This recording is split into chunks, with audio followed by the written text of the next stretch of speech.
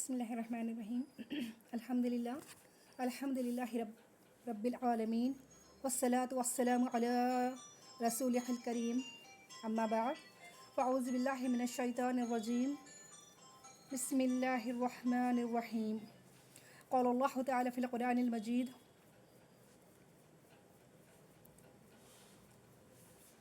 لو أنزلنا هذا القرآن على جبل لرأيته خاشعا متصدعا من خشية الله وتلك الأمثال نضربها للناس لعلهم يتفكرون. صدق الله العظيم. ربنا آتنا في الدنيا حسنة وفي الآخرة حسنة وقنا عذاب النار. ربنا آتنا في الدنيا حسنة وفي الآخرة حسنة وقنا عذاب النار. ربنا إننا ظلمنا أنفسنا وإن لم تغفر لنا وترحمنا لنكونن من الخاسرين. ربنا إننا ظلمنا أنفسنا وإن لم تغفر لنا وترحمنا لنكونن من الخاسرين. رب اجعلنا مقيم الصلاة ومن ذريتنا ربنا وتقبل دعاء. لا إله إلا أنت سبحانك إني كنت من الظالمين. لا إله إلا أنت سبحانك إني كنت من الظالمين. أنت ولي في الدنيا والآخرة توفنا مسلما وألحقنا بالصالحين. رب اغفر لي وللوالدي ولمن دخل بيتي مؤمنا وللمؤمنين والمؤمنات ولا تزد الظالمين إلا تبارا. رب اشرح لي صدري ويسر لي أمري واحلل عقدة من لساني يفقهوا قولي. رب اشرح لي صدري ويسر لي أمري واحلل عقدة من لساني يفقهوا قولي. ربي إني لما أنزلت إلي من خير فقير. ربي إني لما أنزلت إلي من خير فقير. ربي افتح بيننا وبين قومنا بالحق وأنت خير الفاتحين. ربي افتح بيننا وبين قومنا بالحق وأنت خير الفاتحين. اللهم نسألك الجنة الفردوس. اللهم نسألك الجنة الفردوس. آمين يا رب.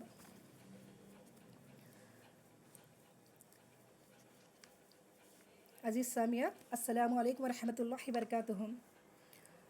آج میں نے آپ کے سامنے ایک قرآن پاک کی آیت تلاوت کی ہے جو ہے سورہ حشر کی آیت نمبر 21، جس میں اللہ تعالیٰ فرماتے ہیں: لو انزلنا ھذا القرآن، اگر ہم اس قرآن کو نازل کرتے، کہاں؟ علی جبل، پہاڑ پر، کسی سخت پہاڑ پر، رأیتہ خاشعا، تو تو دیکھتا اس کو، کیسا دیکھتا؟ متصدعا من خشیت اللہ، وہ پست ہو کر ٹکڑے ٹکڑے ہو جاتی. اللہ تعالیٰ فرماتے ہیں کہ اگر میں اس قرآن کو کسی پہاڑ پر اگر نازل کرتا، کسی پہاڑ پر اتارتا، تو وہ پہاڑ جو اتنا مضبوط ہمیں دکھائی دیتا ہے، تو وہ اللہ کے خوف سے یہ جو قرآن جس کو ہم بڑی معمولی سی کتاب سمجھتے ہیں، دکھاتے تو ہیں کہ یہ اللہ کا کلام ہے، لیکن در حقیقت ہم اسے بہت معمولی سمجھتے ہیں اور پس پشت ڈالے بیٹھے ہیں. تو اللہ تعالیٰ فرماتا ہے اگر میں سے اتنا مضبوط پہاڑ پر اس کو نازل فرماتا تو وہ اللہ کے خوف سے ڈرتی اور ڈر کر ٹکڑے ٹکڑے ہو جاتی، ریزہ ریزہ ہو جاتا پہاڑ پر اگر ہمیں نازل کرتا. لیکن بندوں پر کیا ہے؟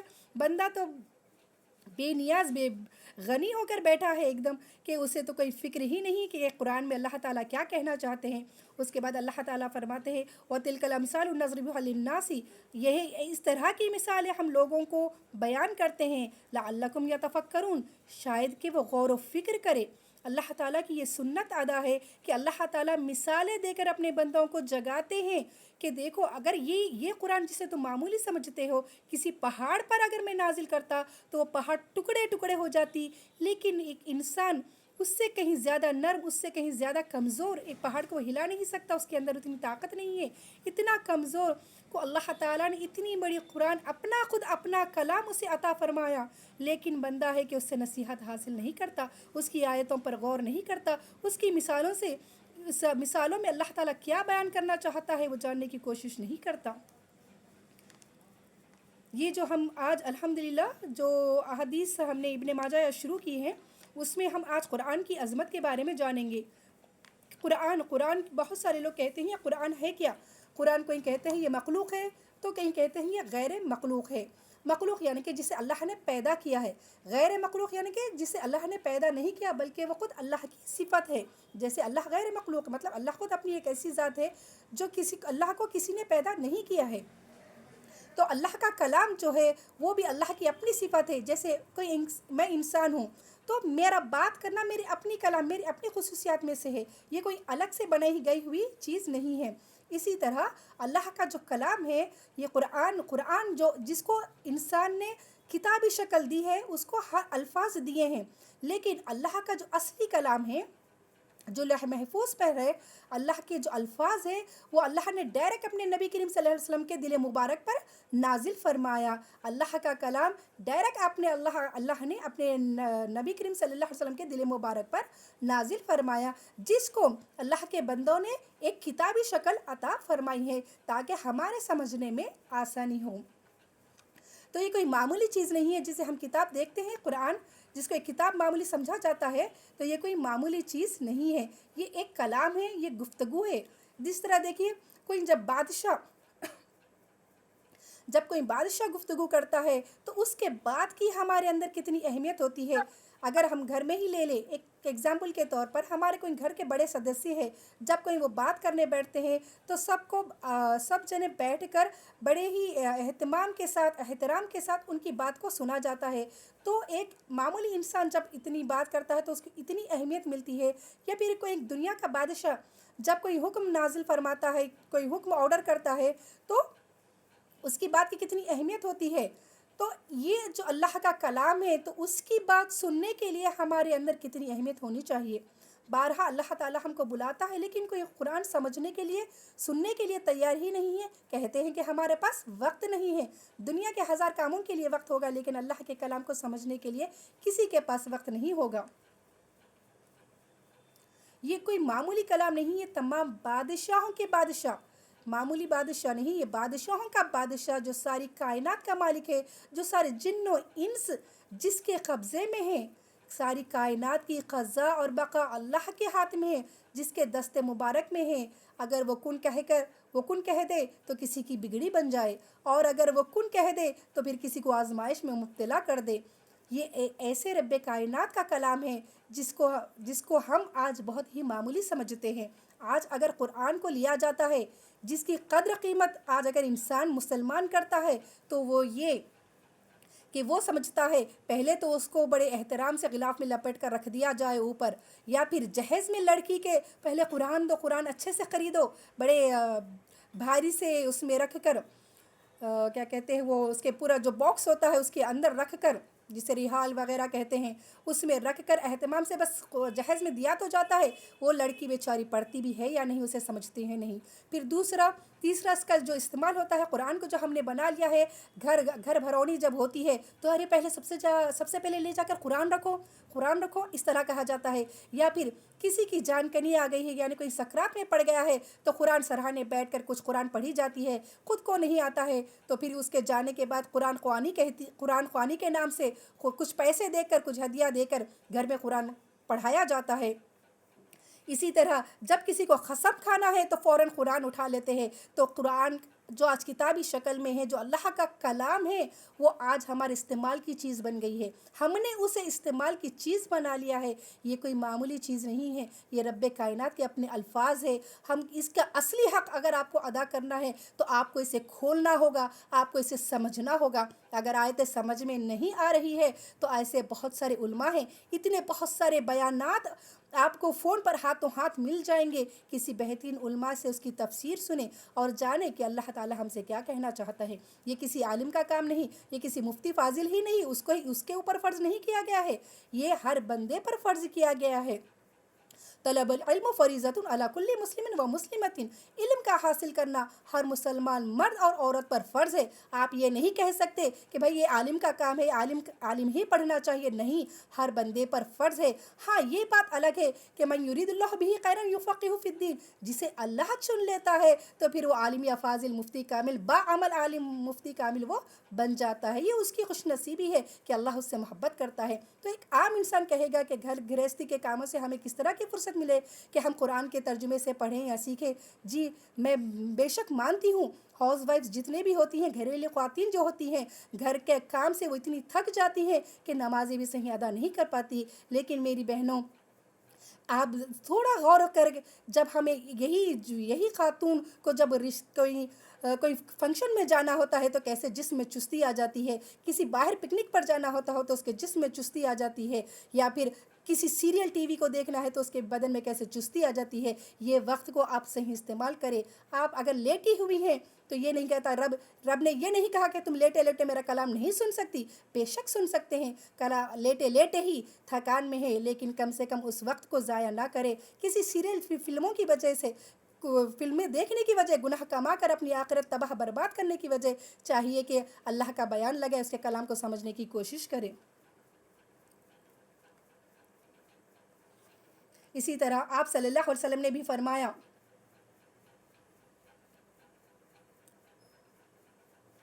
کہ اللہ تعالیٰ کو سب سے زیادہ کسی کی بات اگر سننا پسند ہے تو بندے کا قرآن پڑھنا، جو اچھی آواز سے پڑھتا ہے تو اللہ تعالیٰ بہت ہی دلچسپی کے ساتھ اس کی بات کو سنتے ہیں. یعنی قرآن کو اللہ تعالیٰ دیکھنا چاہتے ہیں کہ وہ میرے الفاظ، میرے کلام کو، میری گویائی کو وہ کس طرح بیان کرتا ہے، وہ کس طرح اس کو ادا کرتا ہے. وہ اللہ تعالیٰ دیکھتے ہیں اسے بہت ہی پوری دلچسپی کے ساتھ. اللہ تعالیٰ اس کے اوپر کان لگائے سنتے ہیں. اسی طرح اللہ تعالیٰ نے بھی کہا ہے، قل بفضل اللہ ورحمتہ، اے پیارے آقا سمجھا دو کہ یہ اللہ کا فضل اور رحمت ہے تم پر کہ اللہ تعالیٰ نے تمہیں قرآن دیا. اگر تمہیں قرآن نہیں دیتے تو تم آج بھولے بھٹکے ہوئے رہتے. آج الحمدللہ یہ اللہ کا فضل ہے، کہیں نہ کہیں سے اپنے بندوں کو بھیجتا ہے، ایسے علماء کو پیدا کرتا ہے کہ اس کی آیتوں کو کھول کھول کر سنا رہے. اس کے بندوں کو اللہ تعالیٰ جنت کے حقدار بنا دے گی. اللہ کا رحم ہے ہم پر کہ اللہ تعالیٰ چاہتا ہے کہ ہم اس جنت کے حقدار بن جائے جو جنت ہمارے لیے سجائی گئی ہے. وہ اللہ تعالیٰ نہیں چاہتا کہ ہم اس سے غافل ہو جائے، کیونکہ شیطان تو ہمیں ہر وقت لگا ہوا ہے. دنیا داری، یہ لعنت دنیا،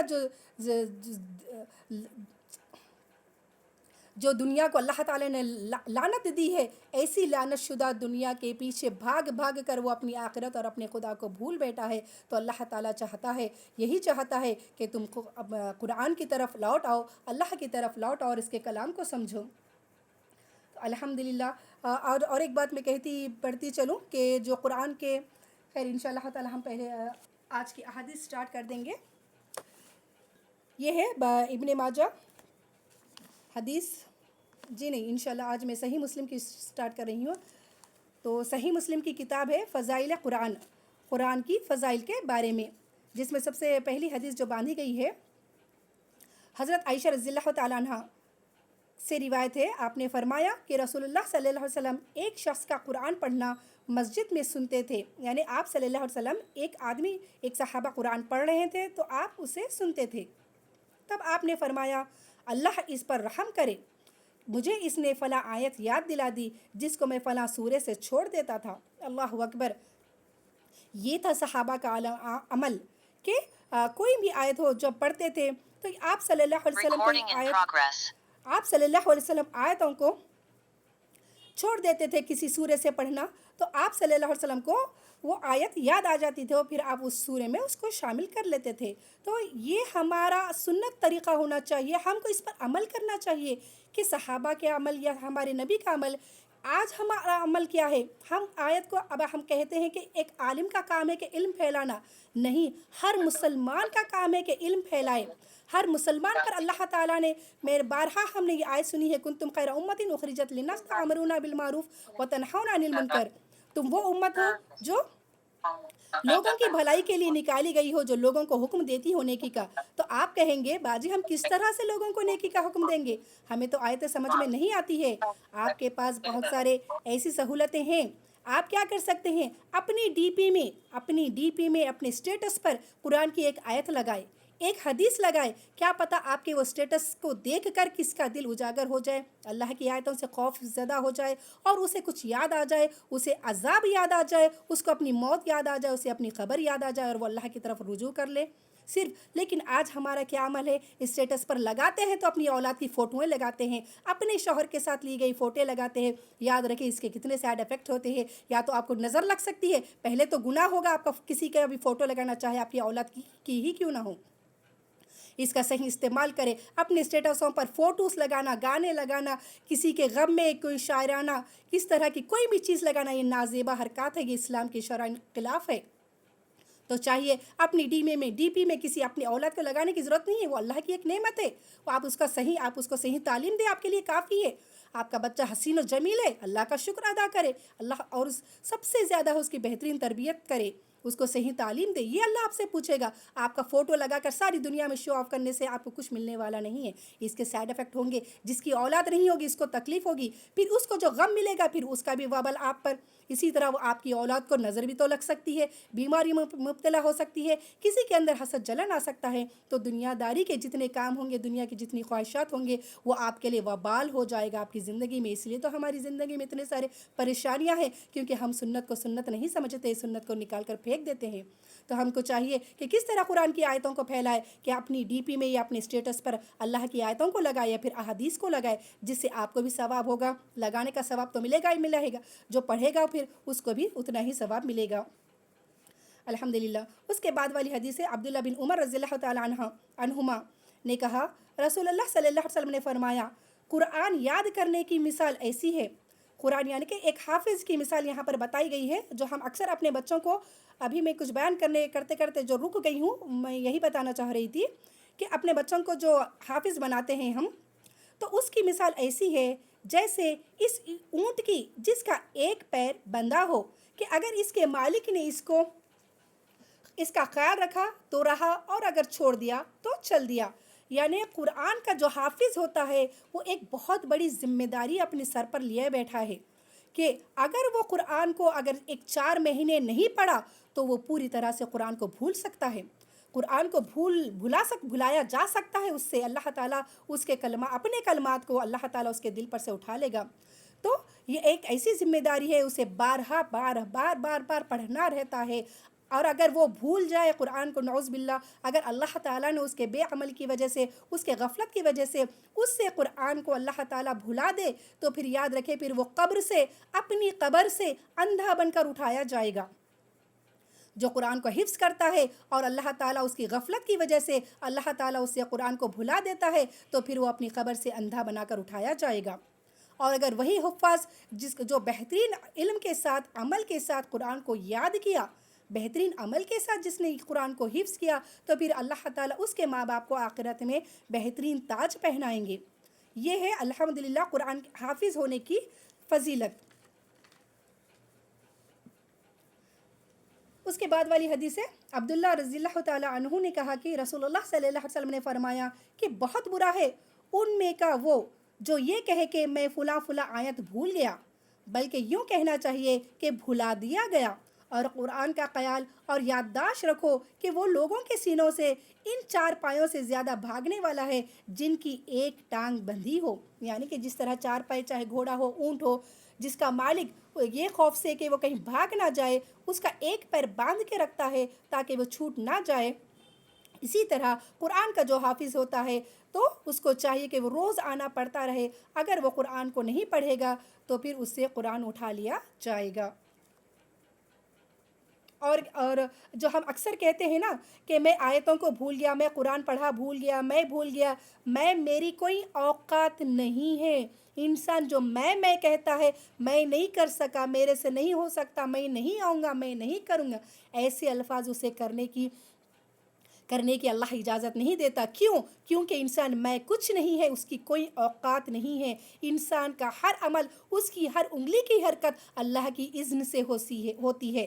اللہ اگر اجازت دے تو وہی اس کے انگلی میں حرکت آئے گی, اللہ اجازت دے تو وہ ایک سانس لے پائے گا, اگر اللہ تعالیٰ اجازت نہ دے تو وہ سانس بھی نہ لے پائے.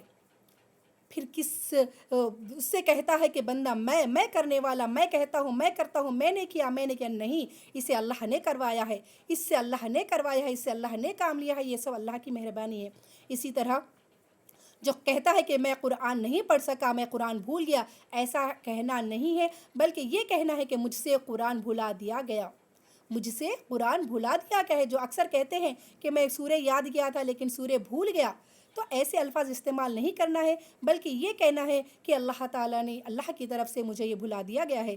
کیوں؟ کیونکہ ہماری غفلت کی وجہ سے اللہ تعالیٰ ایسے ہی نہیں بھلا دیتا، اللہ تعالیٰ تو چاہتا ہے کہ ہم نیکی کے کاموں میں لگے رہے۔ باقی ہماری ذمہ داری، بہت سارے لوگ کہتے ہیں، اکثر بچے، جوان بچے جب دین کے کام میں لگ جاتے ہیں تو پیرنٹس کو فکر ہوتی ہے، ارے تم دنیا کی تعلیم نہیں کریں گے، ڈگری حاصل نہیں کریں گے تو تمہارا کوئی اچھی لڑکی نہیں دے گا، یا پھر تمہیں اگر تم اس طرح دین کرتے رہو گے تو تمہیں لڑکی کون دے گا؟ آج کل کی لڑکیاں فیشنیبل میں آدمیوں کو پسند کرتی ہیں، یا پھر اسی طرح اگر وہ نمازیں پڑھتا رہا تو کوئی اچھی لڑکی نہیں ملے گی، پھر وہ کمائی کیسی ہوگی تیری، اس طرح کی سوچتے ہیں۔ یاد رکھے یہ توکل نہیں ہے۔ توکل آپ دین کی تعلیم بھی، دنیا کی تعلیم بھی دے، یہ بوجھ نہیں ہے۔ اس سے اللہ تعالیٰ، اس کی برکات سے آپ کے دنیا کے کام بھی آسان ہوں گے، بہترین جوڑ اللہ نصیب فرمائے گا، کیونکہ اللہ تعالیٰ اپنے بندے کا ہاتھ کبھی نہیں چھوڑتا۔ بس یہ توکل کا کام ہے، آپ کا جتنا توکل ہوگا، کیونکہ اللہ تعالیٰ نے کہا ہے نا کہ بندہ میرے بارے میں جس طرح گمان کرے گا میں اس کے ساتھ ویسا ہی معاملہ کروں گا۔ اگر یہ سوچ کر اپنے بچوں کو کرتا پیجامہ پہننے سے روکتے ہیں کہ کوئی بچی پسند نہیں کرے گا، کوئی بچی نہیں دے گا، تو سوچ لیجئے وہ آنے والی بچی بھی بے برکت ہے، اور آپ کی اولاد کو بھی آپ نے بے برکتی اور شریعت سنت کے خلاف آپ نے کام کروایا اسے، اور نبی کے خلاف، محبت کے خلاف آپ نے ایک جنگ چھیڑی ہے، نبی کے خلاف آپ نے جنگ چھیڑی ہے۔ جو یہ سمجھتے ہیں کہ لڑکے کرتے پہننے سے، ٹوپی پہننے سے ان کے صحیح شادیاں نہیں ہوں گی، تو آنے والی وہ لڑکی، کیسی بے برکت لڑکی کو لائیں گے، کیسی بے نمازی کو آپ گھر لے کر آئیں گے؟ اگر جو عالمہ ہوگی، جو علم والی ہوگی، جو دیندار عورت ہوگی، تو پھر وہ آپ کو کرتے پیجامے پر ہی قبول کرے گی۔ بہرحال اس کے بعد والی جو حدیث ہے، خوش آوازی سے قرآن پڑھنے کا بیان، یعنی کہ جب قرآن پڑھا جاتا ہے تو کوشش کرے کہ اس کو اچھی آواز سے ادا کرے، بھلے ہی آپ کی آواز اتنی خوبصورت نہ ہو، آپ کو قرأت نہ آتی ہو، لیکن کوشش کرے کہ اس کو اچھے الفاظ سے، اچھے لحن کے ساتھ پڑھنے کی کوشش کرے۔ حضرت ابو ہریرہ رضی اللہ تعالیٰ عنہ اس کو نبی کریم صلی اللہ علیہ وسلم تک پہنچاتے تھے، یعنی کہ آپ نے جو حدیث جو بیان کی ہے وہ نبی کریم صلی اللہ علیہ وسلم پہنچاتے تھے کہ آپ نے فرمایا کہ اللہ تعالیٰ ایسی محبت سے کسی چیز کو نہیں سنتا جیسے نبی کریم صلی اللہ علیہ وسلم خوش آواز کو، جو خوش آواز سے قرآن کو پڑھے۔ جو میں نے ابھی کہا ہے نا شروع میں ہی کہ جو اللہ کی قرآن کو بہترین الفاظ میں جو قرأت کے ساتھ پوری تجوید کے ساتھ جو پڑھتا ہے، تو اللہ تعالیٰ کو اپنے کلام کو اپنے بندے کے منہ سے اتنی خوش فہمی، خوش لحن کے ساتھ پڑھنا اللہ تعالیٰ کو بہت پسند آتا ہے۔ تو اللہ تعالیٰ ایسے کسی کے الفاظ کو اس طرح نہیں سنتا جتنے اپنے اس کلام کو کسی کے پڑھنے پر جو سنتا ہے، تو یہ اللہ تعالیٰ کو سب سے زیادہ پسندیدہ عمل ہے۔ اس کے بعد والی حدیث ہے، ابو موسیٰ رضی اللہ تعالیٰ عنہ نے کہا، رسول اللہ صلی اللہ علیہ وسلم نے فرمایا، ابو موسیٰ رضی اللہ تعالیٰ عنہ نے کہا، رسول اللہ صلی اللہ علیہ وسلم نے ابو موسیٰ سے فرمایا، اگر تم مجھے دیکھتے جب میں کل رات تمہاری قرأت سن رہا تھا تو بہت خوش ہوتے۔ بے شک تم کو ایک آواز دی گئی ہے آل داؤد کی آوازوں میں سے۔ الحمدللہ سب سے پیاری جو ہمارے انبیاء میں نبی کریم صلی اللہ علیہ وسلم کو چھوڑ کر جتنے باقی انبیاء ہیں، اس میں سب سے زیادہ داؤد علیہ السلام کی قرآن کو اللہ تعالیٰ بہت فرماتا ہے ان کے پڑھنے کو۔ آپ کام کرتے کرتے ہی کئی ایک قرآن پڑھ لیا کرتے تھے داؤد علیہ السلام۔ دیکھیں اگر آپ کہیں گے باجی کچھ گھنٹوں میں، کچھ منٹوں میں کیسے قرآن، کیونکہ داؤد علیہ السلام پر جو نازل کی گئی تھی وہ تھی زبور۔ ہمارے قرآن کی اتنی موٹی نہیں تھی، وہ زبور بہت چھوٹی کتاب ہے، ہمارے قرآن سے کہیں زیادہ چھوٹی، کم صفحوں والی، تو وہ آپ بیٹھے بیٹھے ہی پڑھ لیا کرتے تھے، لیکن آپ کی آواز میں اتنی خوش لحنی تھی، اتنی پیاری آواز تھی کہ سارے پرندے جب آپ قرآن یعنی آپ کے زبور جو اللہ کی کتاب پڑھتے تھے، اللہ کی کتاب زبور جب پڑھتے تھے تو سارے پرندے آپ کو آ کر گھیر لیتے تھے، فرشتے آپ کے آ کر سنتے تھے آپ کی لحن کے جو آپ بیان کرتے تھے۔ الحمدللہ تو آپ صلی اللہ علیہ وسلم نے فرمایا کہ ابو موسیٰ رضی اللہ تعالیٰ عنہ، ابو موسیٰ اشعری رضی اللہ تعالیٰ عنہ کو بھی اللہ تعالیٰ نے ویسی ہی پیاری آواز عطا فرمائی ہے، کیونکہ اللہ تعالیٰ کو سب سے زیادہ پسندیدہ اعمال جو ہے قرآن کو بہترین انداز سے پڑھنا، لحن کے ساتھ پڑھنا، خوشنودی کے ساتھ پڑھنا، اور سب سے زیادہ ناگوار جو آواز ہے وہ گدھے کی آواز فرمایا گیا ہے.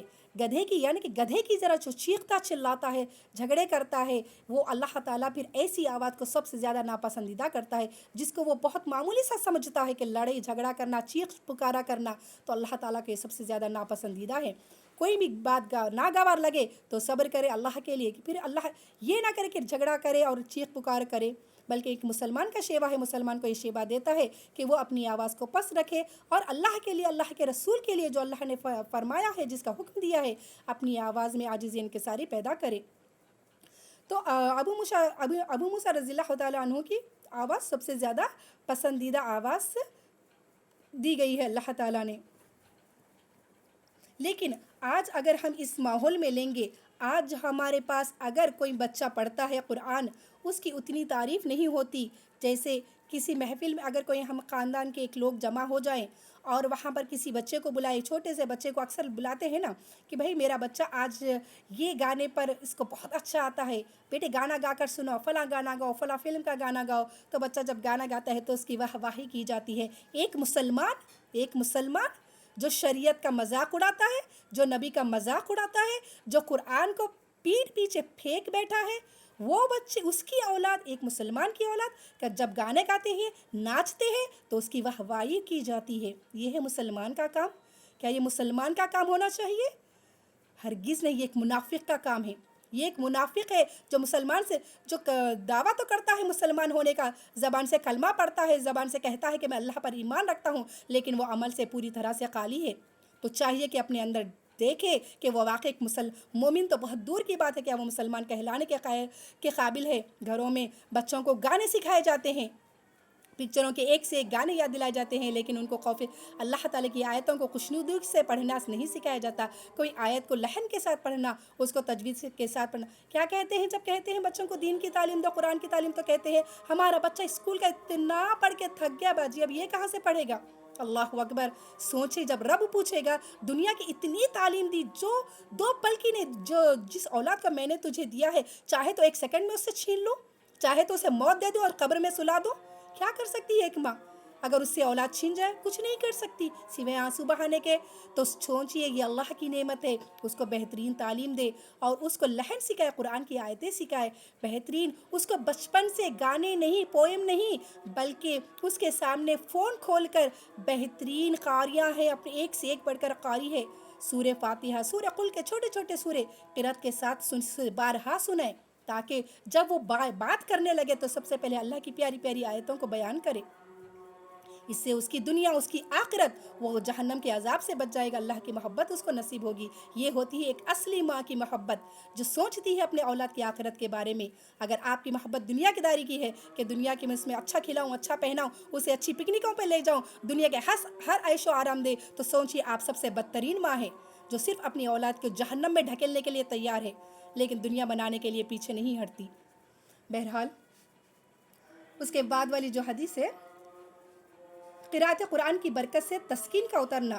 میں نے ابھی کہا ہے شروع میں کہ قرآن کا اگر بابرکت آپ سمجھتے ہیں, صرف قرآن کو گھر میں رکھ کر سجانا, گھر برانی ہوتے, گھر میں نیا گھر بنتا ہے تو سب سے پہلے لے جا کر قرآن رکھا جاتا ہے, اس سے برکت نہیں آئے گی گھر میں آپ کے. برکت اگر آنی ہے آپ کو تو اس کو آپ کو پڑھنا ہوگا, اسے کھول کر سمجھنا ہوگا, اس کو احتراماً اس کو سمجھنا ہے. گھر میں 4 کو بٹھائے, گھر کے جو بڑے ہیں جسے قرآن آتی ہے, جسے اردو آتی ہے, اپنے گھر کے فردوں کو بٹھائے, اپنے جتنے افراد ہیں گھر میں بٹھائے, سب کو بٹھائے, 1 گھنٹہ نکالے اور دیکھو قرآن کو کھول کر ترجمے سے ان کو پڑھ کر سنائے. یہ آپ کا ہے کل رائن مسئول. حدیث میں جو بیان کیا گیا ہے کہ ہر رائی سے, یعنی ذمہ دارین سے, چاہے وہ باپ ہو یا ماں ہو یا دادا ہو یا دادی ہو, گھر کے جو بڑے ہوتے ہیں ان سے پوچھا جائے گا آپ کے گھر کے احوال کے بارے میں.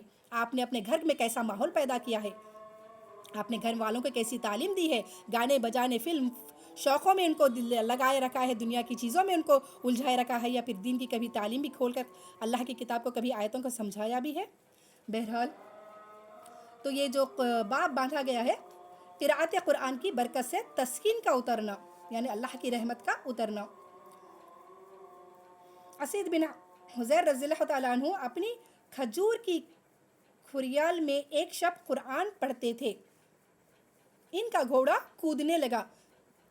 यानी वो सहाबी एक रात में कुरान पढ़ने के लिए बैठे तो इनका घोड़ा कूदने लगा और वो पढ़ते जाते थे और फिर वो कूदता था, फिर वो पढ़ने लगे, फिर वो कूदने लगा। जब जब आपने अल्लाह की आयतें पढ़ी तो वो घोड़ा कूदता था।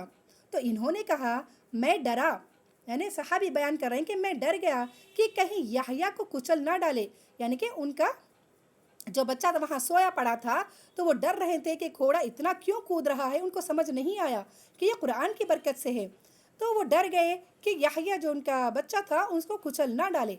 सो मैं इसके पास जा खड़ा हुआ और क्या देखता हूँ कि एक साइबान सा मेरे सर पर है। साइबान यानी कि एक सायादार, एक साया मेरे सर पर है कि मैं कि इसमें चिराग से रोशन है, चिराग जैसा वो एक साया उनके ऊपर किया हुआ है और वो ऊपर को चढ़ चला, यहाँ तक कि मैंने उसको फिर ना देखा। यानी एक साया, जब आप पढ़ रहे थे इधर से घोड़ा कूद रहा था तो आप ख्याल ही नहीं किए, आप कुरान की आयतों को रोक कर इधर बच्चे की तरफ आ गए और घोड़े की तरफ आ गए कि वो घोड़ा कूद कर बच्चे को खुदल ना डाले। तब देखा कि आपने क्या देखा कि एक रोशनी, एक चिराग सी रोशन, चिराग जैसा एक रोशन एक उसने साया किया है, लेकिन धीरे धीरे वो ऊपर को चला गया। फिर मैंने रसूलुल्लाह सल्लल्लाहु अलैहि वसल्लम की खिदमत में सुबह को हाजिर हुआ और अर्ज़ किया, या रसूलल्लाह, शब को अपने खुरियाल में कुरान पढ़ता था कि एक बारगी मेरा घोड़ा कूदने लगा। अब ये सारा वाक़या आप सल्लल्लाहु अलैहि वसल्लम के पास आके बयान करने लगे। तो रसूलुल्लाह सल्लल्लाहु अलैहि वसल्लम ने फरमाया, पढ़े जा, यानी कि तू पढ़ते रहे। ऐ उब्ने हुज़ैर, इन्होंने अर्ज़ किया कि मैं पढ़े गया, फिर वो कूदने लगा। फिर फरमाया आपने कि पढ़े जा। ऐ इब्ने हुज़ैर, इन्होंने कहा कि मैं पढ़े गया, फिर वो ऐसा ही कूदने लगा। फिर आपने फरमाया पढ़े जाए इब्ने हुज़ैर, इन्होंने कहा कि जब मैं फारिग हुआ और याह्या घोड़े के पास था तो मुझे खौफ हुआ कि कहीं याह्या को कुचल ना डाले, और मैंने देखा एक साइबान सा कि इसमें चिराग से रोशन थे और वो ऊपर को चढ़ गया, यहाँ तक कि मैं इसे ना देखता था। तब रसूलुल्लाह सल्लल्लाहु अलैहि वसल्लम ने फरमाया, ये फरिश्ते थे कि तुम्हारी क़िरात सुनते थे और अगर तुम पढ़ते जाते तो सुबह कर देते। इस तरह के लोग इन फरिश्तों को देखते और वो इनकी नज़र से पोशीदा ना रहते। अल्लाह अकबर।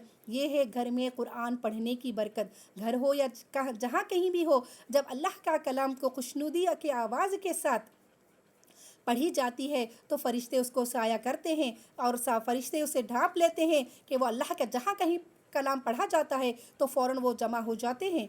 अल्हम्दुलिल्लाह। तो आपने इसमें फ़रमाया कि तू जब तक अगर सुबह तक भी पढ़ता तो सुबह भी हो जाती, तो वो फरिश्ते साया किए हुए थे या किए हुए रहते थे और यहाँ तक कि लोग भी उन फरिश्तों को देख लेते थे। अल्हम्दुलिल्लाह। लेकिन चूँकि आप क्या हुए, इब्ने हुज़ैर रज़ियल्लाहु तआला अन्हु डर के आपने पढ़ना रोक दिया था, तो इसकी वजह से वो जो फरिश्ते थे वो दूर चले गए। उसके बाद वाली हदीस है, यहाँ पर जो कुरान पढ़ता है और जो कुरान नहीं पढ़ता, जो नेक इंसान कुरान पढ़ता है और गुनहगार मुनाफिक जो इंसान पढ़ता है, उसकी मिसाल यहाँ पर अल्लाह के रसूल सल्लल्लाहु अलैहि वसल्लम ने बयान फरमाई है। अबू मूसा अशअरी रज़ियल्लाहु तआला अन्हु ने कहा कि रसूलुल्लाह सल्लल्लाहु अलैहि वसल्लम ने फरमाया, मिसाल इस मोमिन की जो कुरान पढ़ता है, यानी मोमिन बंदा जो नेक है और वो कुरान भी पढ़ता है, तो इसकी मिसाल तरंजी की सी है कि खुशबू इसकी उम्दा और मज़ा इसका अच्छा है। अल्हम्दुलिल्लाह।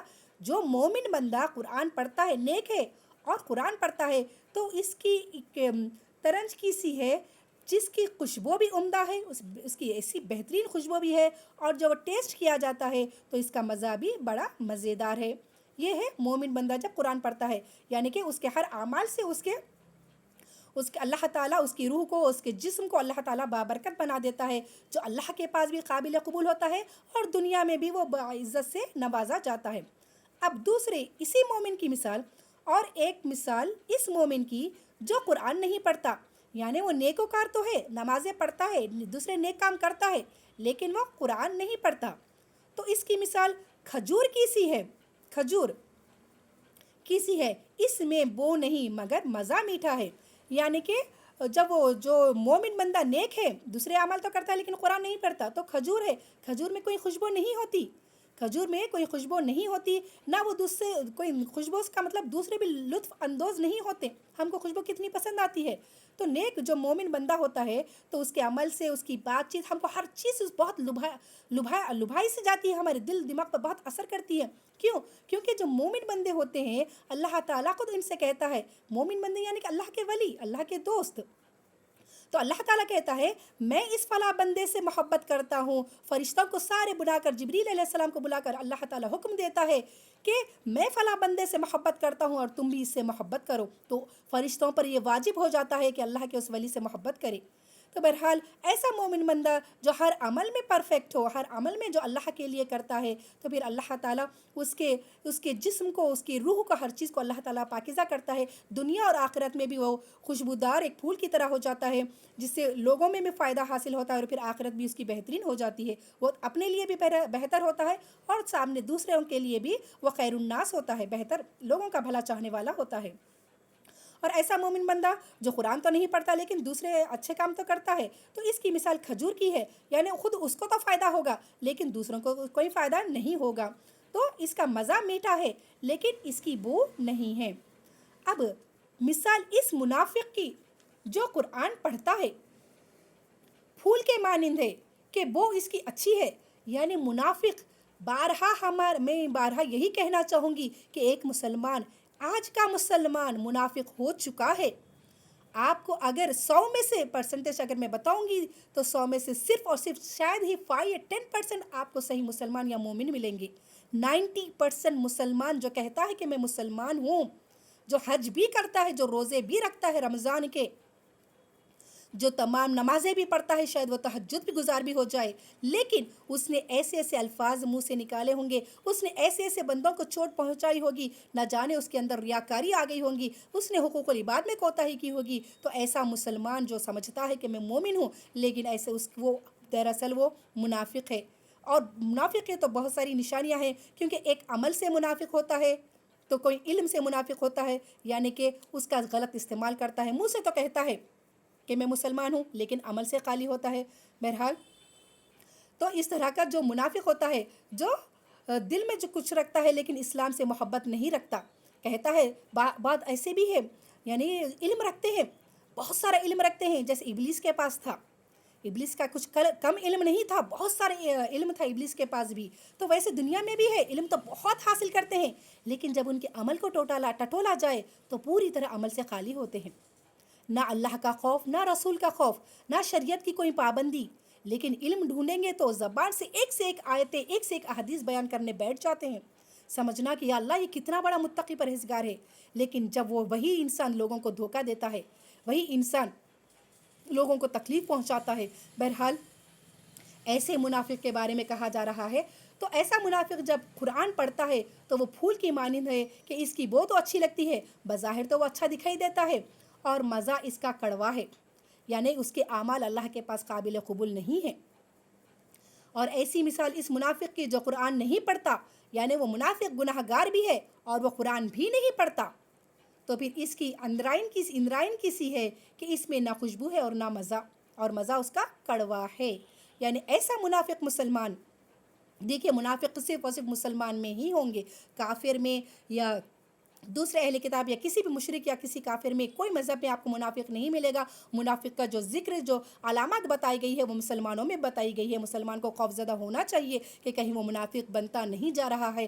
کہتا ہے دینی محفل میں دیکھتے ہی اللہ یاد آتا ہے، جب دنیا کی محفلیں دنیا کی چکا چوندھ آتی ہے تو رسول اللہ کو سنتوں کو پس پشت ڈال لیتا ہے. جس چیز سے منع کیا گیا ہے اسلام، وہ اس چیز کو برابر کرتے رہتا ہے. پھر کہتا ہے کہ دنیا والے کیا کہیں گے، اگر یہ ہم رسم و رواج نہیں کریں گے تو دنیا والے کیا کہیں گے. تو ایسا بندہ جس کے اندر دنیا والوں کا خوف ہے، دنیا والوں کو دکھانے کے لیے کام کرتا ہے، تو پھر اس کے اندر اللہ کا خوف کہاں کا ہوگا، وہ کہاں کا مومن ہوگا، اگرچہ کہ وہ کتنا نمازی کیوں نہ ہو. تو جو اصلی مومن بندہ ہوتا ہے وہ صرف اور صرف اللہ کے لیے کام کرتا ہے، اللہ کو بتانے کے لیے کہتا ہے. وہ حق بات کہنے سے کبھی گریز نہیں کرتا، وہ ہمیشہ سچ کہتا ہے، حق کہتا ہے. بندوں کا خوف اللہ تعالیٰ خود اس کے دل سے نکال دیتے ہیں. جس کے دل میں اللہ کا خوف آ جاتا ہے، اللہ خود اسے دنیا والوں سے بے نیاز کر دیتے ہیں اور اسے پھر اپنا بنا لیتے ہیں. وہ ساری دنیا سے کسی سے ڈرتا نہیں، کچھ سچ کہنے سے، حق کہنے سے. اس کے بعد والے جو باب باندھا گیا ہے، حافظ قرآن کی فضیلت. जो हम अभी मैंने जो पहले ही बताई थी, लेकिन फिर भी ये हदीस पढ़ लेते हैं। उम्मुल मोमिनीन हज़रत आयशा रज़ियल्लाहु ताला अन्हा से मरवी है कि रसूलुल्लाह सल्लल्लाहु अलैहि वसल्लम ने फरमाया, कुरान का मशाक यानी कि मश्क करने वाला, बार बार कुरान को याद करने वाला मशक कहते हैं, इससे हाफिज़ मुराद हो सकता है। इन बुज़ुर्ग फरिश्तों के साथ है जो लोहे महफूज के पास लिखते रहते हैं, और जो कुरान पढ़ता है और इसमें अटकता है और इसको मोहब्बत होती है, इसको दुगना सवाब है। अल्लाह अकबर। एक हाफिज़ जो कुरान को बार बार बाई हार्ट करता है, याद करता है, तो उसकी मिसाल उन फरिश्तों की सी है जो लोहे महफूज के पास लिखते रहते हैं। कितने बरगुज़ीदा फरिश्ते होंगे वो, कितने पाक और नेक, जो ऐसी जो कुरान को बार बार याद करता है, ना कि पढ़कर हाफिज़ बनकर फिर भूल जाए। ऐसा हाफिज़ नहीं है जो अल्लाह की आयतों को बार बार याद करता है, इनको ज़हनशीन रखता है। तो ऐसा इन फरिश्तों के की तरह है बोलकर यहाँ पर मिसाल दी गई है। और जो कुरान को अटक अटक कर पढ़ता है, जिसको तजवीद नहीं आती, जिसको लहन नहीं आती, जिसको क़िरात नहीं आती, लेकिन उसको शौक़ है कि अल्लाह के कलाम को अपने अल्फाज पर लाए, ये जो ज़बान अल्लाह ने हमें दी है उसको पाक करे अल्लाह के कलाम से। अल्लाह का कलाम बाबरकत है। इतनी बड़ी कायनात का मालिक के अल्फाज क्या हमारे लिए कभी बेअसर हो सकते हैं? हरगिज़ नहीं। उसके कलाम को बार बार अपनी ज़ुबान पर लाए और फिर खुद महसूस करे अपनी रूह में ताकत को महसूस अल्लाह करवाएगा। आपकी रूह कितनी ताकतवर हो गई है, आपको ऐसी ऐसी चीज़ें महसूस करवाएगा। इल्हाम भी डाल सकता है अल्लाह ताला, लेकिन ये सब कब होगा? जब अल्लाह पर इतना तवक्कल हो और अपने आमल का मुहासिबा करे कि हम आखिर किस लेवल पर है, किस स्टेज पर है। कहीं रियाकारी आ रही है, कहीं हुकूकुल इबाद में कमी हो रही है, क्या किसी ज़बान से तकलीफ़ दी है या हाथ से तकलीफ़ दी है, आखिर हम कौन सा गुनाह कर रहे हैं, ये अपना मुहासिबा करें। या दुनियादारी में लग गए हैं और आखिरत को भूल गए हैं। हम आज इस दौर में तो आखिरत को भूल ही नहीं जा सकता। क्यों? क्योंकि ज़िंदगी बहुत छोटी होगी, बहुत छोटी। ऐसा लगता है कि पलक झपकते ही आज है कल नहीं रहेंगे, क्योंकि बहुत सारे बीमार और इतने हादसों में जो इंसान गुजरते जा रहे हैं, पत्ते झड़े जैसा सब झड़ते जा रहे हैं। आज बंदा कैसे इतनी गफलत बरतता है, लेकिन फिर भी बरतता है। इतनी गफलत कुरान से, अल्लाह के रसूल से, शरीयत से, सुन्नतों से जानने की कोशिश ही नहीं करता कि मैं किस रास्ते पर हूँ। बस यही सोचता है मैंने 4 वक्त की नमाज़ पढ़ ली, 4 ठोंगे मैंने मार लिए, काफ़ी है, मैं जन्नती हो गया।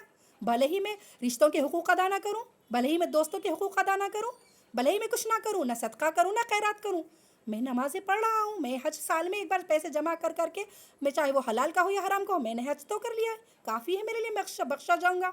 हरगिज़ नहीं, हरगिज़ नहीं बख्शे जा सकते। आप 10 हजें भी क्यों ना कर ले अगर उसमें हराम का पैसा हो, 10 हजें क्यों ना कर ले अगर उसमें हुकूकुल इबाद आपने मारा हो, बंदों का हुकूक आपने अदा नहीं किया हो। जो शरीयत कहती है मैं अपनी मर्ज़ी से इसको इतना दूंगा उतना नहीं, आप अपनी मर्ज़ी नहीं चला सकते। अल्लाह के रसूल के ख़िलाफ़ आप ये नहीं कह सकते मैं जिसको चाहूँ जितना दूँ। नहीं, तोहफ़ा भी अगर आपको देना है औलाद को तो बराबर देना है, चाहे आप किसी औलाद को पसंद करते हो या ना करते हो। उसके अमल का जवाब अल्लाह उसे ज़रूर पकड़ेगा। भरोसा रखे, तवक्कल करे अल्लाह पर। अल्लाह के पास सिवाय इंसाफ के और कुछ नहीं है। वहाँ सिर्फ इंसाफ होगा। वहाँ अल्लाह ताला रहमान नहीं है, सिर्फ रहीम है। आपको बराबर पूरा बदला मिलेगा। ये तवक्कल होना चाहिए। जो गलत करता है उसे छोड़ दे, आप अपना हुकूक अदा करें। आपको जिसका हक़ देना है बराबर दे के रहे। जितनी शरीयत बताती है उसका हक़ अदा करे, चाहे बेटी हो या बेटा हो, नाफरमान हो या बदकार हो, जो भी हो। अल्लाह के रसूल ने जो बताया है, जिसको जितना नहीं, मेरे को हम ये औलाद को बहुत पसंद करती है, भाई मेरी खदमत करता है, तो ठीक है। आपका जो अपना तरीका है, जो मायके से मिला है या जो भी है आपका, जिस पर हक़ होता है, तो वो आप एक्स्ट्रा दे सकते हैं। लेकिन जो बाप की औलाद है, जिस पर औलाद का हक़ बनता है, जितना जैसे बीवी का हक़ है, शौहर का हक़ है, जिस किसी का जो हुकूक शरीयत ने बताए उसको वो अदा करे, ताकि अल्लाह की पकड़ से बच जाए। देखिए, आपका दिया या हमारा दिया किसी के पास टिकने वाला नहीं है। वो भी इस्तेमाल करेगा, फिर वो भी मर जाएगा, हमारे पीछे वो भी आने वाले हैं। तो अल्लाह के पास सबको सिर्फ जवाब, असल जो हकीकत है कि अल्लाह के पास ठहरना है, उसको जवाब देना है। ये हर वक्त हमारे दिल और दिमाग में रहना चाहिए। अल्हम्दुलिल्लाह। उसके बाद वाली जो हदीस बांधी गई है, उसके बाद वाला जो बाब है, कुरान सुनने हाफिज़ से इसकी फरमाइश करने और बवक्त क़िरात रोने और गौर करने का बयान। अब्दुल्ला रज़ियल्लाहु ताला अन्हु ने कहा, मुझसे रसूलुल्लाह सल्लल्लाहु अलैहि वसल्लम ने फरमाया कि तुम मेरे आगे कुरान पढ़ो। मैंने अर्ज़ किया कि ए अल्लाह के रसूल, मैं आपके आगे पढ़ूं और आप ही पर उतरा है। आपने फरमाया, मेरा जी चाहता है कि मैं और औरों से सुनूं। फिर मैंने सूरह निसा पढ़ी, यहाँ तक कि जब मैं इस आयत पर पहुँचा फ़कैफ़ इज़ा जिअना, तो मैंने सर उठाया, या मुझे किसी ने चुटकी ली तो मैंने सर उठाया और देखा कि आपके आंसू बह रहे हैं। अल्लाहु अकबर। नबी करीम सल्लल्लाहु अलैहि वसल्लम पर जिस पर अल्लाह ने अपने कलाम को नाजिल फरमाया, वो प्यारे आका मोहम्मद सल्लल्लाहु अलैहि वसल्लम, हमारे प्यारे आका मोहम्मद सल्लल्लाहु अलैहि वसल्लम अल्लाह की आयतों को खुद जो पढ़ते थे, लेकिन कभी सहाबाज को कहा कि तुम पढ़ो कि मैं तुम्हारे मुंह से सुनना चाहता हूँ। किसी किसी की लहन बहुत प्यारी सी होती है, आयतें दिल पर असर करने लगती है, ऐसे लगता है जैसे हम खुद डायरेक्ट अल्लाह से कुछ सुन रहे हैं। अल्हम्दुलिल्लाह, अल्लाह ताला ने किसी को बेहतरीन लहन अता किया होता है। बहरहाल जब आपने सुना अल्लाह की आयतों को, तो आपकी आँखों से आपके अश्क मुबारक जारी होने लगे। क्यों? नबी है, आखिर ज़मा है, सरवर कायनात है, बख्शा अल्लाह ने उनके गुनाहों को, अगले पिछले गुनाहों को माफ़ फरमा दिया, उनकी गलतियों को अल्लाह ने माफ़ किया है, उनको अपना महबूब बनाया है, उनको अपना हबीब बनाया है। क्यों उनकी आंखों से आंसू जारी हो गए? क्यों? क्यों? क्योंकि ये अल्लाह का कलाम दिलों पर असर करता है। ये अल्लाह का कलाम वइज़ा तुलियत आयातिही वजिलत कुलूबुहुम, यानी अल्लाह के मोमिन बंदे वो हैं जब इनकी आयत तिलावत की जाती है तो इनकी आँखों से आंसू जारी हो जाते हैं। याद करें वो किस्सा हबशा का जो सफ़र किया था, पहली जो हिजरत हुई थी, वहाँ पर हबशा के बादशाह के सामने, वो नज्जाशी बादशाह जिनके सामने हज़रत जाफ़र रज़ियल्लाहु तआला अन्हु ने सूरह मरियम की आयत तिलावत की, तो उसकी आँखों से बेइंतहा आंसू जारी हो गए। ये होता है, ये कब होता है? जब मोमिन बंदा मुखलिस हो, उसके अंदर इखलास हो, उसके अंदर अपने इस्लाम से मोहब्बत हो, अल्लाह से मोहब्बत हो, जो रसूलुल्लाह के बारे में सोचता हो, जो सहाबा की ज़िंदगी के बारे में सोचता हो, जो अपने इस्लाम के बारे में सोचता हो, आखिर मेरा इस्लाम में क्यों आया, मैं मुसलमान हूँ तो क्यों हूँ, मैं अगर ऐसे मुसलमान हूँ तो मेरा काम क्या है, क्यों ये मेरा दीन क्या है, मेरे सहाबा ने क्यों ऐसी ज़िंदगी थामी कि खुद भूखे रहे, लोगों को खिलाते रहे, सारे खुद नया कपड़ा नहीं पहना लेकिन लोगों में दुनिया खर्च खैरात सदका करते रहे। क्यों मेरे प्यारे आका सरवर कायनात, जिसको अगर चाहते तो सारी कायनात का जिसे बादशाह रब बना देता, सोने के तख्त उन्हें अता कर देता, लेकिन गरीबी की ज़िंदगी क्यों पसंद की?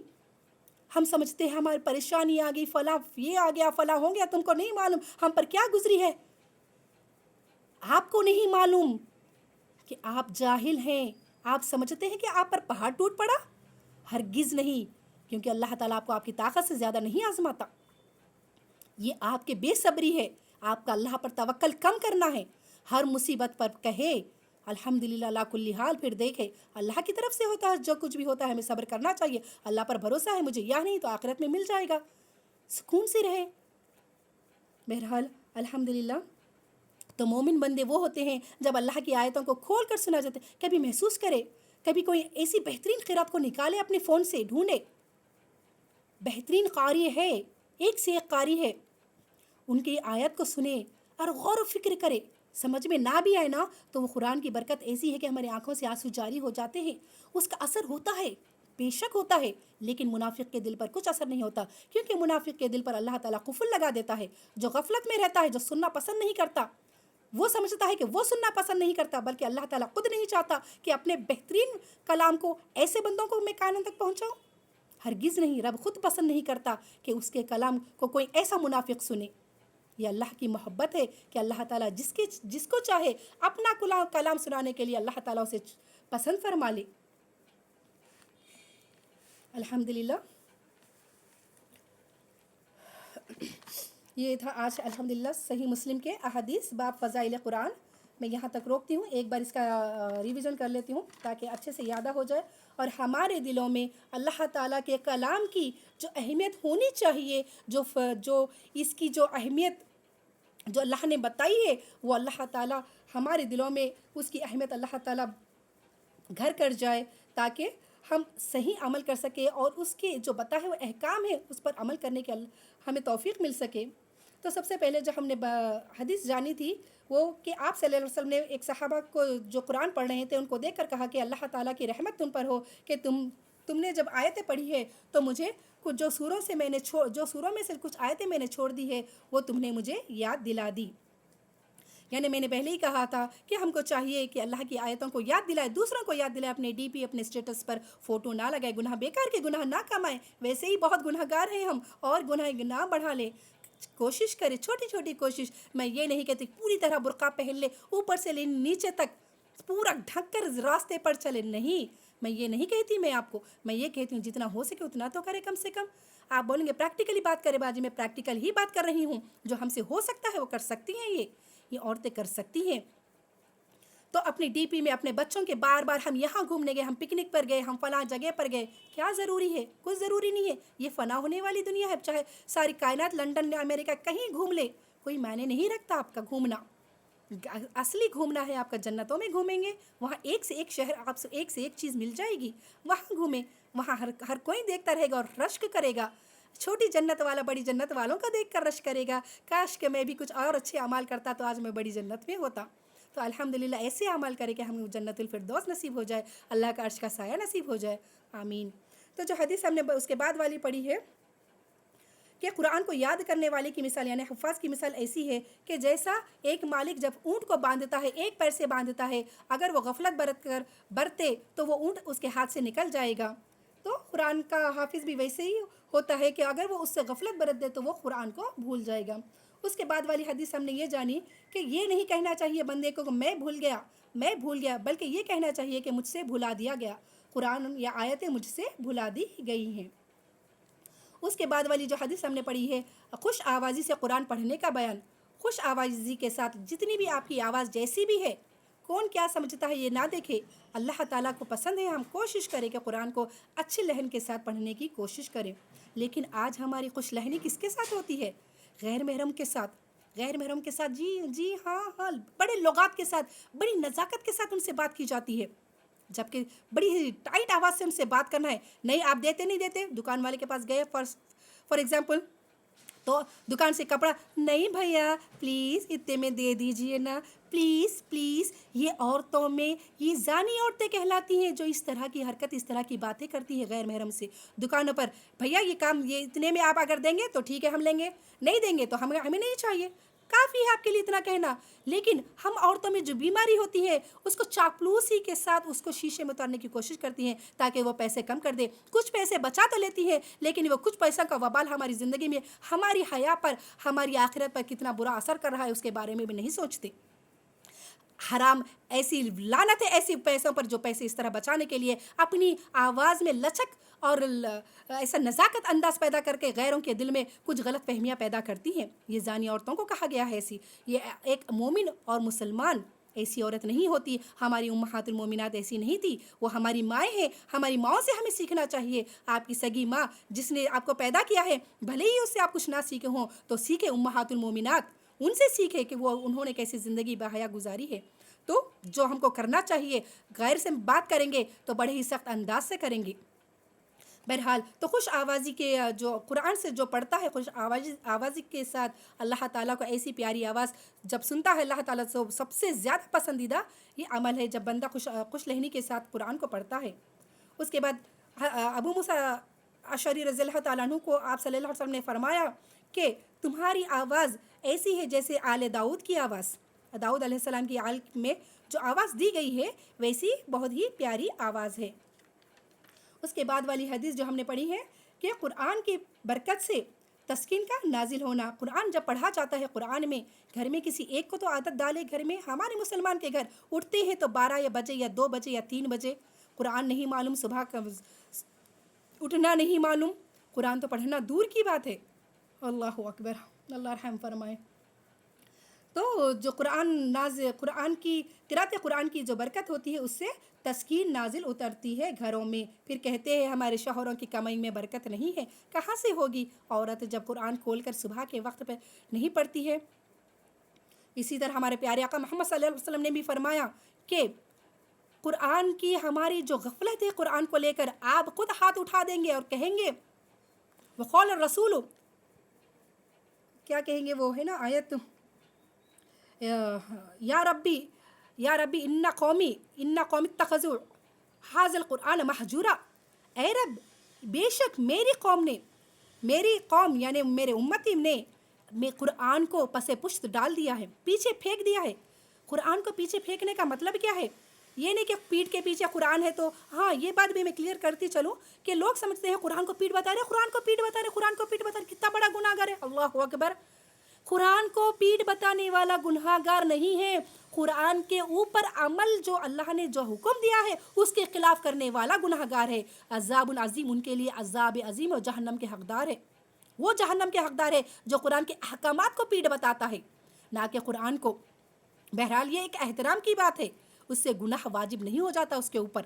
ہاں چاہیے کہ خصوصاً پیٹ کر کے نہ بیٹھے، نیت ایسی نہ ہو، بس کوئی ایسا موقع ہے کہ پیٹ بتانا پڑتا ہے تو اس سے کوئی حرج نہیں ہے، لیکن اصلی جو حرج ہوگا اللہ کے کلام کی جو توہین ہوگی کر رہی ہے یہ بندہ، جو منافق بندہ جو کرتا ہے کہ اس کی آیت کیا کہنا چاہتا ہے اور ہمارا عمل کیا ہے، بس یہ دیکھے اللہ تعالیٰ کیا چاہتا ہے اور ہم کیا کر رہے ہیں۔ یہ ہوگا اللہ تعالیٰ کی قرآن کو پس پشت ڈال دینا، اس کے احکام کو پس پشت ڈال دینا، ناجائز کامیں نہ کرو، ناجائز رسومات نہ کرو۔ بارہ علماء کہتے ہیں نہیں بھائی لوگ کیا کہیں گے، ارے بھائی نہیں کہیں ہمارے رشتہ دار کیا بولیں گے، اللہ اکبر۔ یہ ہوتا ہے آج مسلمان کے منہ پر۔ بہرحال اس کے بعد والی جو حدیث ہم نے پڑھی ہے کہ ایک مومن جب قرآن پڑھتا ہے تو اس کی خوشبو اور اس کا مزہ بہترین ہوتا ہے، اور وہی مومن جو قرآن نہیں پڑھتا ہے تو اس کی مثال کھجور کی سی ہے، اس کے اندر بو تو نہیں ہوتی لیکن اس کا مزہ بہترین ہوتا ہے۔ اسی طرح ایک منافق جب قرآن پڑھتا ہے تو اس کی مثال ایسی ہے کہ اس کے اندر خوشبو تو ہوتی ہے لیکن مزہ نہیں ہوتا، کڑوا ہوتا ہے۔ اور ایسا منافق جو قرآن بھی نہیں پڑھتا اور گناہ گار بھی ہے تو وہ نہ ہی اس کی خوشبو ہوتی ہے اور اس کا مزہ بھی کڑوا ہوتا ہے۔ اس کے بعد حافظ قرآن کی فضیلت کے بارے میں ہم نے جانا کہ جو حفظ کرتا ہے قرآن ان فرشتوں کے جیسا ہے جو لوح محفوظ کے پاس لکھتے چل رہتے ہیں، یعنی لوح محفوظ کے پاس جو اللہ نے جسے نائب مقرر کر دیا ہے کہ تمہارا یہ کام ہے وہ بڑے ہی نیک ہوتے ہیں، تو اللہ تعالیٰ حافظ باعمل جو حافظ ہوتا ہے تو ان کے لیے ایسا اجر بیان کیا گیا ہے۔ اس کے بعد جو ہم نے پڑھی ہے آخری حدیث کہ کسی اور سے قرآن کی پڑھنے کی ہم جو فرمائش کریں گے تو جو فرمائش کرنے مطلب کر سکتے ہیں آپ بھی قرآن کی کچھ آیتیں پڑھو، جیسے آپ صلی اللہ علیہ وسلم نے کیا تھا عبداللہ رضی اللہ تعالیٰ عنہ کو، تو آپ نے پڑھی تو آپ صلی اللہ علیہ وسلم کے آنکھوں سے آنسو بہہ رہے تھے۔ تو قرآن خوانی کا یہ اس کا ایسے نہ کرے کہ قرآن خوانی کے لیے یا صرف قسم دلانے کے لیے یا پھر بڑے بڑے الحافوں میں لپیٹ کر اسے شوکیس میں رکھنے کے لیے یا پھر گھر برانی میں پہلے سب سے قرآن رکھو یا اس طرح کے لیے قرآن کا استعمال نہ کریں۔ قرآن کو استعمال والی چیز نہیں ہے، قرآن عمل کی چیز ہے۔ غور و فکر، یتفکرون، یتدبرون، یشعرون، یہ تمام چیزیں ہمیں اللہ تعالیٰ اس میں ہمارے لیے بہترین مثالیں دیتا ہے تاکہ ہم نصیحت حاصل کریں، تاکہ ہم اس سے اپنے اعمال کو سدھارے، جنت کے حقدار بن جائے۔ اللہ تعالیٰ یہ ہم سے چاہتا ہے۔ آخر میں اللہ تعالیٰ سے دعا کرتی ہوں کہ اللہ جو کچھ ہم نے سنایا ہے اس پر عمل کرنے کی توفیق عطا فرمائے، ہمیں صحیح مسلمان ہونے کی توفیق عطا فرمائے، ہمارے دلوں کو کھول دے، ہمارے دلوں میں اللہ تعالیٰ اپنے نور سے منور فرما دے اور ہم کو صحیح ہدایت کی طرف اللہ تعالیٰ روشنی صحیح راستہ ہمیں نصیب فرمائے اور ہمیں صحیح اور غلط میں پہچان کرنے کی توفیق عطا فرمائے۔ ہم جو غفلت میں بیٹھے ہوئے ہیں، غفلت میں جو گمراہی میں بیٹھے ہوئے ہیں، اللہ تعالیٰ اس گمراہی سے ہمیں نکال دے۔ وآخر دعوانا ان الحمد للہ رب العالمین، آمین ثم آمین۔ جزاکم اللہ خیرا کثیرا، حسن الجزا۔ السلام علیکم ورحمۃ اللہ وبرکاتہ۔